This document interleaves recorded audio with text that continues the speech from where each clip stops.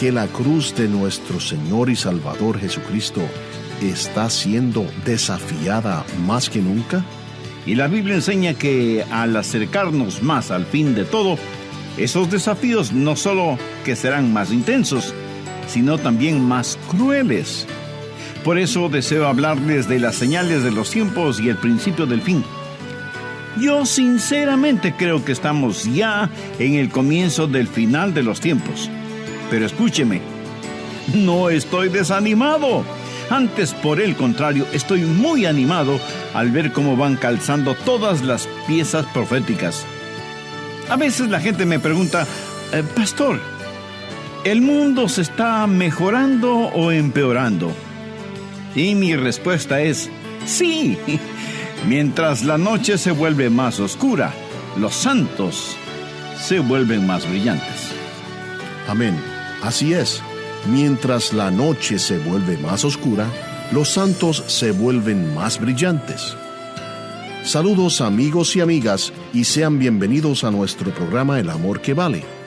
En su mensaje de hoy, el Dr. Adrian Rogers, en la voz del pastor Lenín de Llanón, nos habla de las señales de los tiempos y el principio del fin. Por favor, busque en su Biblia el Evangelio de Mateo, capítulo 24. La humanidad siempre ha querido mirar el futuro. Tenemos los pronosticadores, los adivinadores, los que todo lo saben, los autoproclamados profetas, sin ninguna inspiración divina. El único libro 100% seguro es la Biblia, la palabra de Dios. Y el próximo gran evento que estamos esperando es el retorno literal, visible y corporal de nuestro Señor y Salvador Jesucristo. Y quiero decirle que este evento, el regreso de Cristo, es una de las mayores doctrinas en la palabra de Dios. Se lo menciona no menos de 1200 veces en el Antiguo Testamento y por lo menos 300 veces más en el Nuevo Testamento. Dios nos está diciendo que este mismo Jesús que ya vino, vendrá otra vez. Y hoy vamos a estudiar las palabras de Jesús, guiándonos en un viaje profético, mirando lo que pasa en nuestra época y luego en la época por venir, y veremos en la palabra de Dios cuál es el destino del planeta Tierra. Esto es muy importante para nosotros hoy porque los que estamos viviendo en la actualidad podemos decir con seguridad que el futuro ya está aquí. Quiero que note el trasfondo de la profecía que vamos a leer. Leamos los 3 primeros versos de Mateo 24. Cuando Jesús salió del templo y se iba, se acercaron sus discípulos para mostrarle los edificios del templo. ¿Cree usted que Jesús no había visto esos edificios antes? ¿Por qué los discípulos querían mostrarle a Jesús los edificios del templo? Respondiendo, él les dijo, ¿veis todo esto? De cierto os digo que no quedará aquí piedra sobre piedra que no sea derribada. Y estando él sentado en el monte de los olivos, los discípulos se le acercaron aparte diciendo, dinos, ¿cuándo serán estas cosas? ¿Y qué señal habrá de tu venida y del fin del siglo? Ahora, cuando usted tiene esta profecía en la mente, recuerde que este es el trasfondo. Recuerde también que desde el monte de los olivos se miraba abajo el templo. Y el templo era absolutamente magnífico. El templo era el centro de la vida judía, espiritual y socialmente. Todas sus esperanzas estaban basadas ahí en el templo. Y ahí estaba, en el monte Moria, como una montaña de oro. El historiador Josefo dice que parecía una montaña de nieve. Ahí brilla bajo el sol cuando el sol sale por el oriente, bañando el monte de los olivos.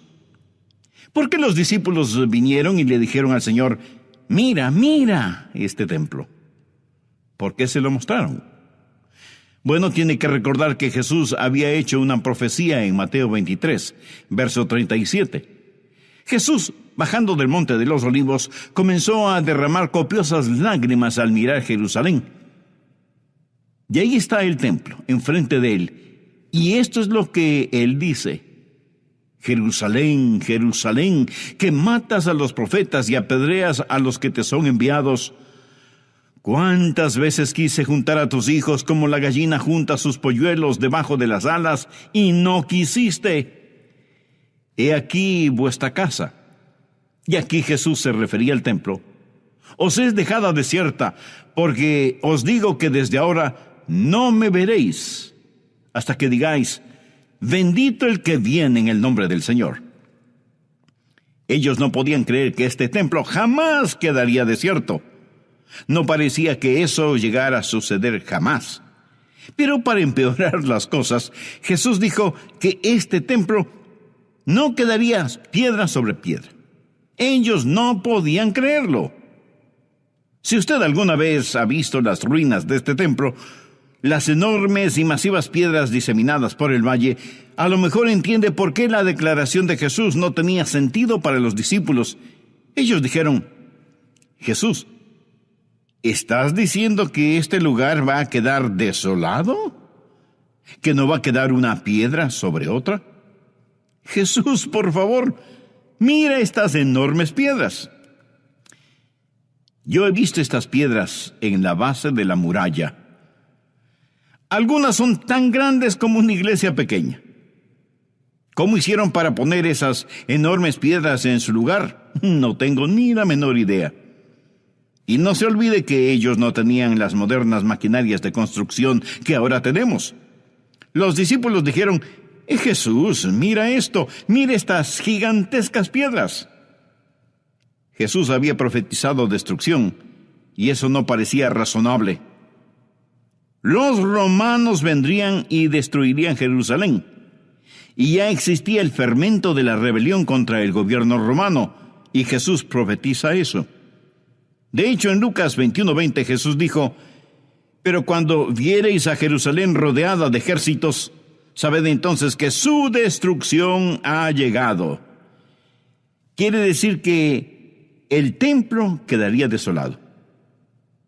¿Cuándo iban a saber que esto sucedería? Cuando vieran a Jerusalén rodeada de ejércitos. Bueno, 40 años después de que Jesús dijera esto, el ejército romano, bajo las órdenes del emperador Tito Flavio, vino y rodeó la ciudad de Jerusalén con sus ejércitos, exactamente como Jesús lo había profetizado. Más tarde, los saqueadores, con poderosas maquinarias, han ido a tratar de apartar esas piedras, tratando de encontrar entre las fisuras de las piedras el oro derretido. Y lo que Jesús dijo, mucha gente lo consideró inimaginable. Por eso le dijeron: Jesús, mire estas enormes piedras. ¿Sabes lo que estás diciendo? Y Jesús sabía exactamente lo que estaba diciendo. He estado muchas veces en el templo del monte, y si busca el templo de Herodes puede encontrar otros templos. Yo he visto las ruinas de otros templos, pero escúcheme, usted no encontrará una piedra sobre otra, ni una sola, exactamente como Jesús dijo. Eso debe enseñarnos algo. No vivimos por la razón, vivimos por la revelación. No trate de explicar como sin importancia las profecías de la palabra de Dios.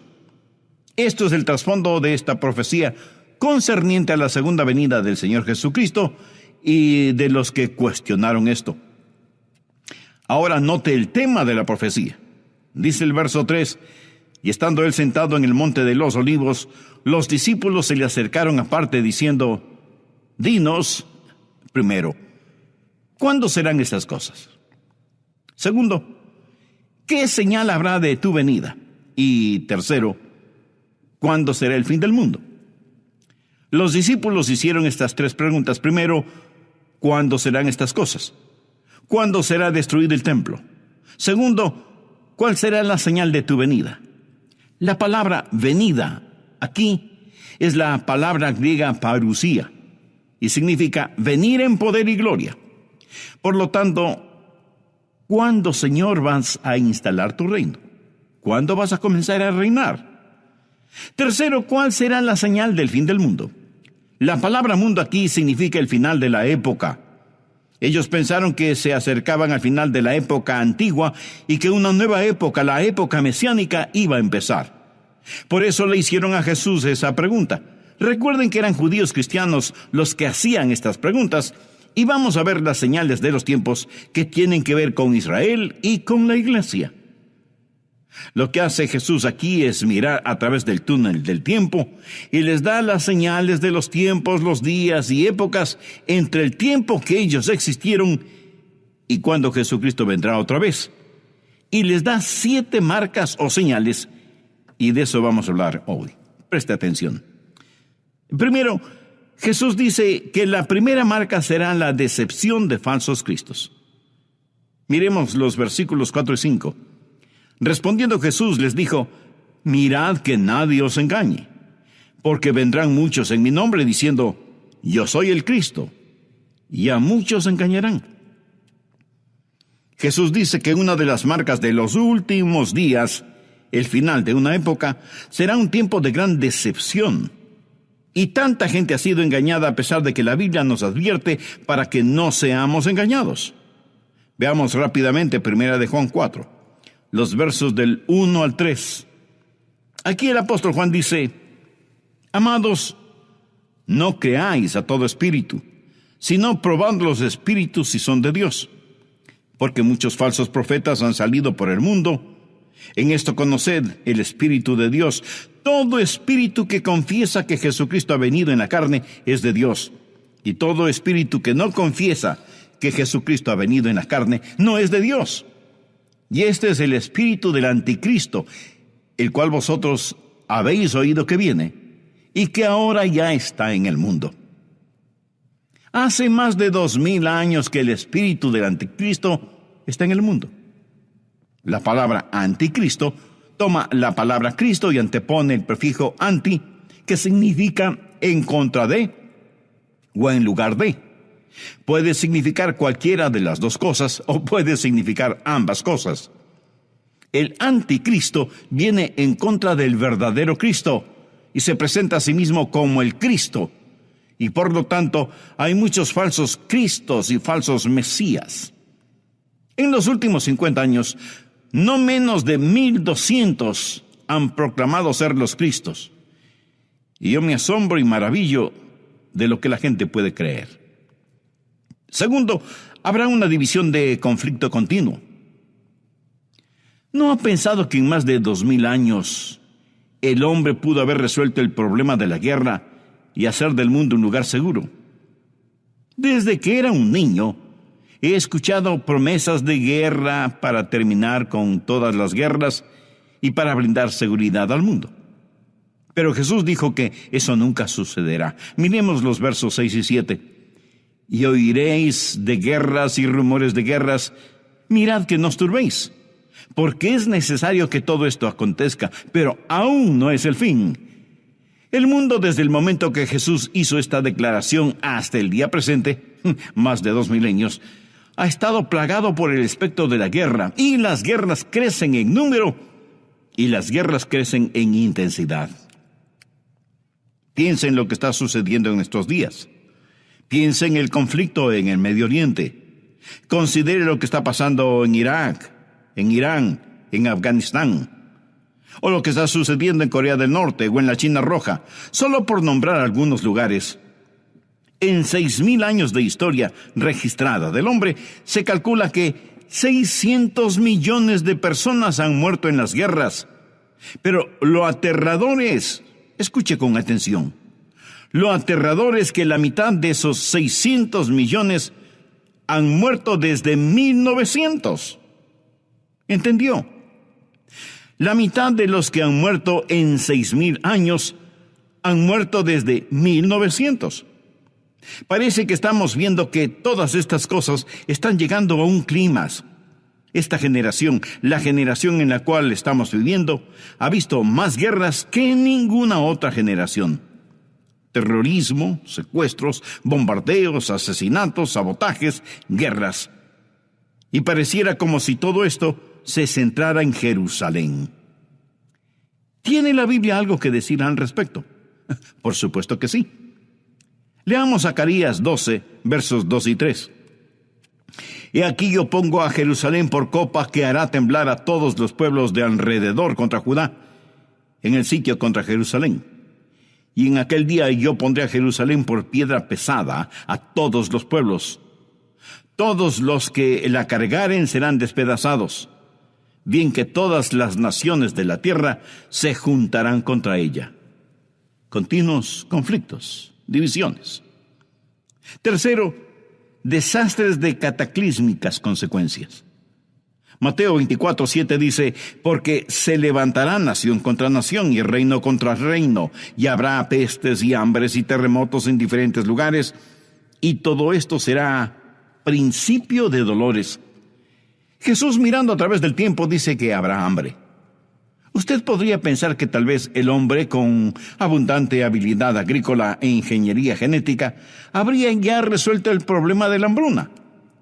Pero el problema del hambre en nuestro mundo es doble. Primero, la falla de la agricultura misma, y segundo, el embudo que significa la distribución. Aun cuando tenemos los alimentos, no podemos hacer llegar esos alimentos a la gente que realmente los necesitan. Pero dentro de un poco tiempo no tendremos alimentos suficientes. Vivimos en el planeta Tierra consumiendo casi de inmediato lo que la Tierra produce. Ya no tenemos graneros bien abastecidos como antes. Un muy conocido biólogo y sociólogo ha dicho, y lo cito textualmente: el planeta Tierra ya no es una sociedad sostenible. Con la población mundial duplicada 2 veces en el siglo pasado, la Tierra está siendo obligada a producir alimentos, y la consecuencia es que la 1/4 parte de la Tierra se está volviendo estéril y erosionada.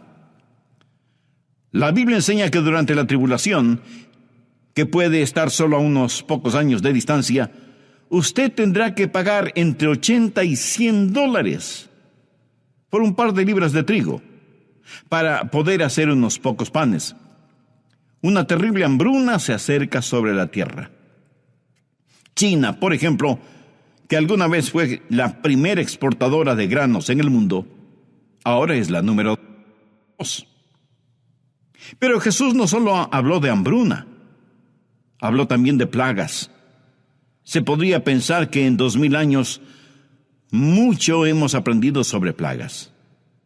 Recuerdo cuando era pequeño y que decían: hemos conquistado la polio.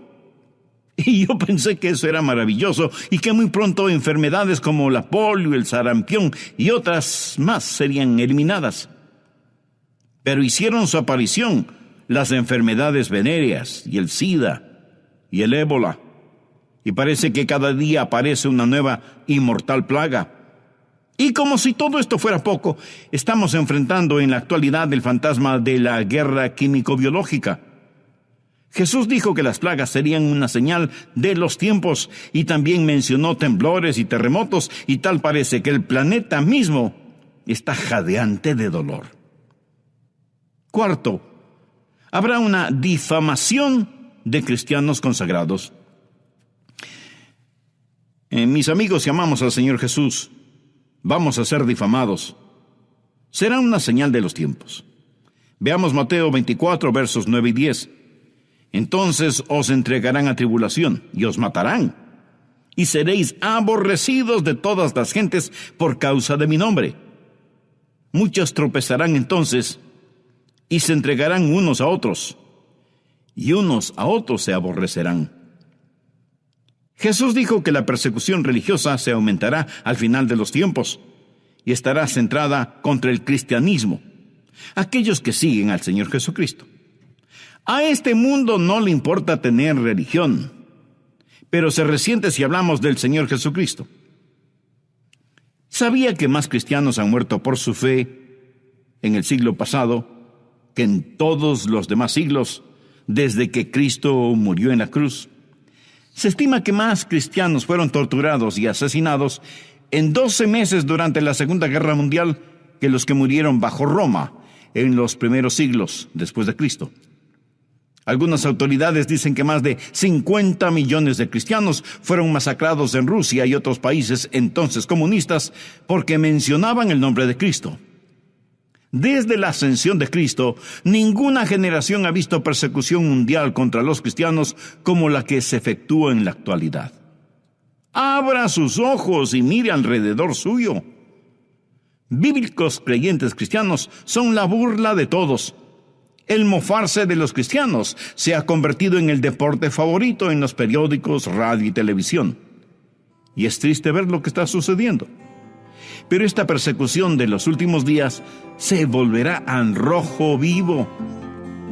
Y me pregunto cuántos calientabancas dominicales desaparecerán de las iglesias cristianas bíblicas.